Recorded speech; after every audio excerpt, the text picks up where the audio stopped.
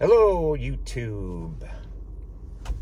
So today, I kind of wanted to follow up on the last video that I shared. I was sharing 5 different things that you could do right away just to kind of get moving on being unstuck.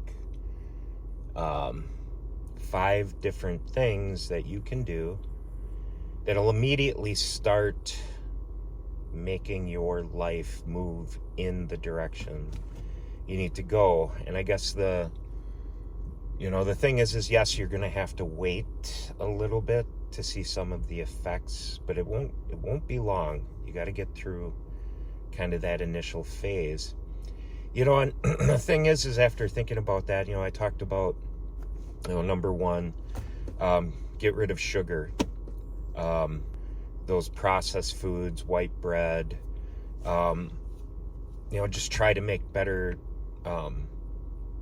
decisions. Kind of a third thing would be, getting substitutes for those things as a regular basis.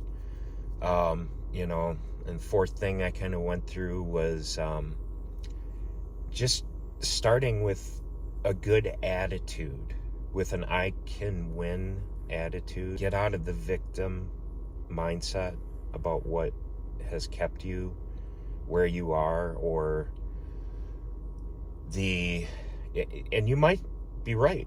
People may have been keeping you down, but people will always be there, and you're gonna have to just smile and decide to move on with your life, however that means. But it's critical that your emotions don't dictate what your actions are. And, kind of leading into that 5th thing I was speaking about, and I'm kind of loosely remembering what I even went over. But it all ties together with just get moving. Just get moving, right? Start. And the health is going to start coming as you start eliminating some things. Now, if alcohol is an issue, pain pills, things like that, I think something that can keep people from moving is the idea of never being able to do some of the things that did bring you comfort in the past. And I think I spoke a little bit yesterday about, hey, it's not that I'll never ever buy Twinkies, but I just, it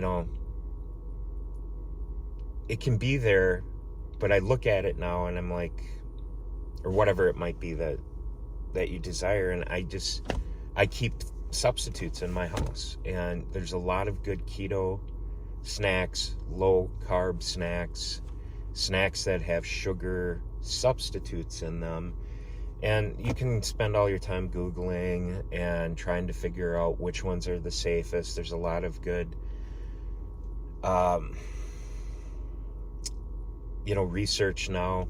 Pretty much anything is just so much better than sugar. Just get started in the habit and then start looking at, things that some people get, kind of an upset stomach with different things. Some people don't like the taste of like stevia as opposed to, some of the other like monk fruit, and if you know nothing about this stuff, there's about 6 or 7 sugar substitutes that come pretty much naturally now. Monk fruit is a fruit that has a natural sweetness to it. I mentioned, substituting, just, get some grapes, get some, and people, if you look online, the strict keto diets, and if you don't know anything about keto, it's basically the Atkins diet, the stay away from carbohydrates diet. Now, there's different forms of that. Some people just eat straight meat. Some people try to eat as many fats as they possibly can, and there is this illusion that when you eat fat, you get fat. That's, your body burns fat is probably its most efficient form of energy, but really don't get too spun up in the details. You can work and fine-tune the details later. Western society, sugar and alcohol are probably our two biggest go-tos in terms of comfort. There's a lot of association with good times in when you have meals, and a lot of ways, it's probably easier to quit drinking than it is to eat better, because you can quit drinking altogether, but alcohol at least, and bind yourself completely away from that, whereas with eating, it's something that you have to do every day. So the thing that can get stuck, and one of the things that I was thinking about calling this is, am I an alcoholic, or do I just need to control my alcohol consumption?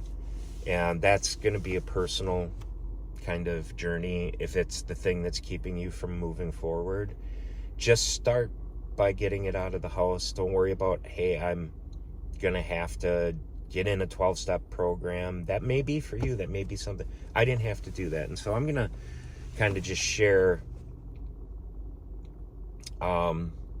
my perspective, my own personal journey, which may not be yours, but it definitely is someone else's journey that's watching this right now.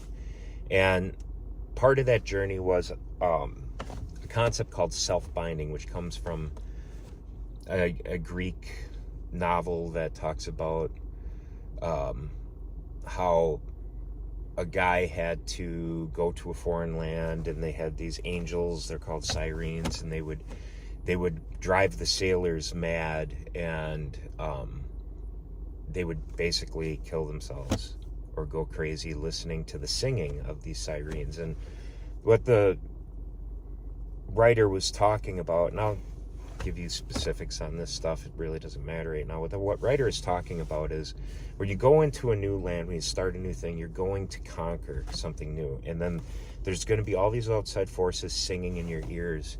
Now, part of the story is in order to defeat the singing voices, you couldn't just close your ears. You had to get through the singing, and so that he bound himself to the mast of the ship so that he couldn't take his own life, that he wouldn't go crazy and jump overboard or whatever. And through that self-binding, he was able to survive going through all the temptations.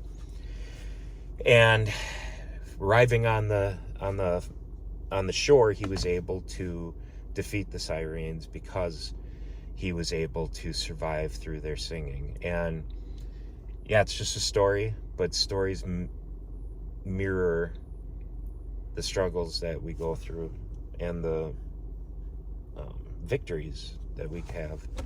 So this idea of self-binding is something that I applied to my homes. So I didn't feel alcohol. Well, actually, I was kind of afraid I was an alcoholic, just because of the mass. I mean, I was drinking quarter box of wine to half box of wine sometimes a night. There'd be times where, and knowing that I was just embarrassed of the amount of that I needed that for pain or forgetting or whatever. Alcohol is not a great pain reliever, but it will knock you out and it will make you not care. The problem is you can't live your life that way. It's going to destroy you. It is not the thousands and thousands of calories that I don't intake is a benefit alone, not to mention the $200-300 a month in extra cost. But maybe what keeps a person from making that step is this idea that they can never ever ever do the things that they did before. Now, maybe for some people that is a 12-step program, and that's drinking kitty cocktails or finding ways to socialize with people. Some people can't be around it at all. I found in my case, I just couldn't have it in my home. Nothing that I would drink, at least. Like, there's a couple things that my wife keeps around. It's not really my preference. I've had a few times where I'm like, I'm going to drink that, but I kind of know if I drink it, she'll notice it anyway. it's self-binding, right? So just, I don't keep it in the house. If we go have dinner, for myself, I just did nothing for like 30 days just to see, if I could do this. I substituted, because I'm a ritualistic person, I substituted sitting down watching shows or doing emails and things like that before I went to bed. I kept that ritual, but I switched to drinking a tea.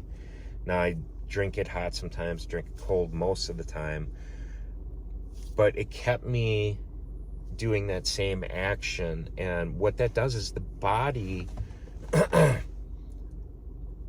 gets kind of tricked into going along with the mind when you do certain things. It's amazing. Like I said before, I mean, it's kind of like your body and your mind are both you, but they have two different wills or two different agendas, and your will has to overtake the body sometimes. And this was an efficient way. I tried to just stay the same as much as I could. I mean, my problem wasn't going out to the bars, at least not at this point in my life.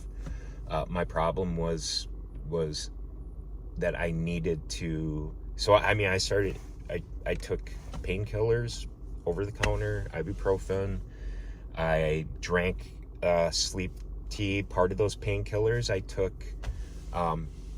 If I took 3 ibuprofen, 2 of them would be a nighttime. And then after a while, I didn't need. I would have like. And I'm a bigger guy, so I mean, 3 ibuprofen was probably the minimum. It was safe for me to take. I checked it out, how much I could take per day. And I mean, be honest with you, there were a couple times where I took, 800 milligrams. That's like 4 of them. That's kind of prescription strength. Don't ever do anything without talking to your doctor when it comes to stuff like this. But you're already trashing yourself. Okay, so I had to deal with the pain. I had to keep my ritual as close to. I mean, I didn't want to shock my own system, because that's where the giving up starts. And over time, I've reduced even the amount of the sleepy time tea is what it's called.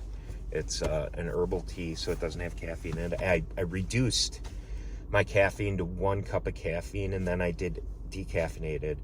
Even though there's some caffeine in decaffeinated, I took the self-binding concept and I applied it to my life in as many ways as I possibly could that didn't shake my whole ritual. And I think what keeps people from getting unstuck sometimes is they want to completely change their life overnight. And then there's this thing in the back of their mind where they can't ever enjoy some things. That's why I said, if you want to have Twinkies sometime, if you want to have some of those feel-good things, learn where you can put that in your life, okay?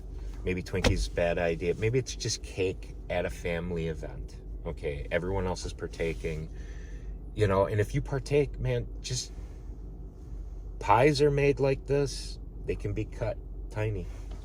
Cut a tiny piece off and do that. My point is this: you don't have to go all on into a 12-step program, into Weight Watchers. Great programs are out there. I'm not telling you to not do those things. I'm just saying it's not 100% necessary to get started. If you feel like you've got to work into that, if you feel like you need that community, go ahead and do that. I found community. There's a person that I befriended that I talked to. He's been in 12-step programs, so in ways we can share experiences, and so community is always going to be important. Find people that believe in you. Find people that, I guess, that you haven't bullshitted enough to alienate, because I've had plenty of those people of my own.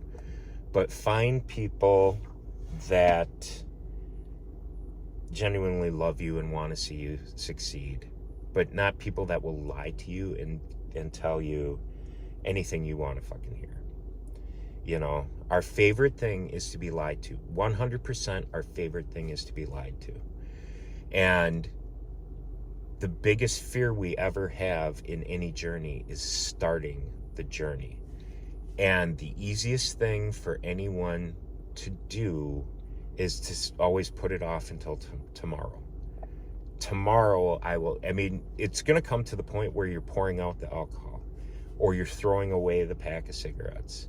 You know, because if you push yourself through to the end of anything, it's just, discipline has got to start somewhere. And don't worry about never buying another pack of cigarettes again. Don't worry about, I started vaping because I needed to get, to substitute that action. And I'd smoked for most of my life, in my adult life. And it's been 3 years. Now I still vape. I don't vape all the time. I'm trying to work that down, but I'm doing all these things and I'm giving myself enough grace to not be so hard on myself. And the reward is going to come, okay? The reward is, I promise you, the reward is going to come. You're not going to feel like the reward's there every day. And you know what? Nothing is given. You have to take it. But you can take little bits at a time. People often and almost always misjudge how much they can get in one day. They always think in one day I can get all this stuff done. And they fail to recognize just how much they can get done in a year. The way you get to the goal in a year is by doing little bits every single day. Stop waiting till tomorrow, stop waiting till this evening, and stop worrying about whether you're ever going to be able to have another drink. I've found for myself a situation where I'm not tempted in it, you know, and I'm not going to lie. It was very hard the very first week. I had to pretend like it didn't bother me. I had to pretend. Sometimes you got to pretend you're already healed in order to get to the healing. You've got to act like it's called fake it till you make it, right? You got to act like you know until you get the knowledge sometimes. And so all I want to say to you is, don't worry about whether you're an alcoholic. Just quit drinking today. Don't worry about whether you're grossly overweight or minorly overweight and you're just not where you're at. Pretend like you're the kind of person that doesn't want to eat those kind of things. Then you will become the person that doesn't want to eat those things. And always reserve to the fact that if you wanted to, you could always have one. But I will tell you this, you build new habits by doing new things every day.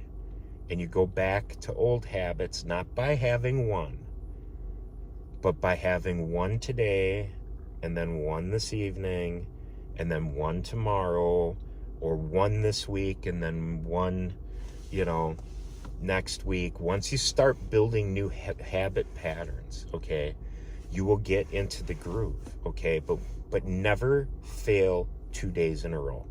That's from that book, Atomic Habits.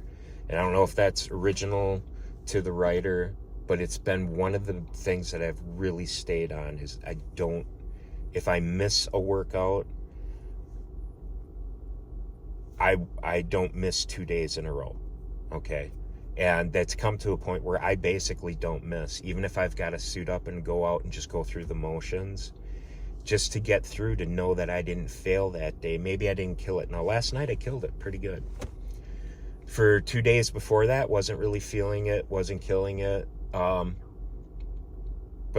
I was feeling a little depressed, under the weather, whatever you call it, Just don't let that stuff stop you. Don't let the concept or perception that you're going to have to be so different than you are right now in order to be different later. Okay? You act like you're different by doing different things, okay? But you don't worry about if you're permanently changing yourself, okay? The change happens. And I think a lot of people don't start because, oh, this has got to be the last time I have a rum and coke. This is going to be the last time I have a glass of wine. So I'm just going to do it tomorrow. Don't worry about if it's the last one that you ever have. As a matter of fact, don't even pretend it is the last one you're going to have. Just don't have one today. So I'm going to let you go. That's kind of my story as it's been unfolding. I've been going on 6 months now. And every day it's a new chance. Every day it's a new choice to not be stuck. Peace. Have a good day.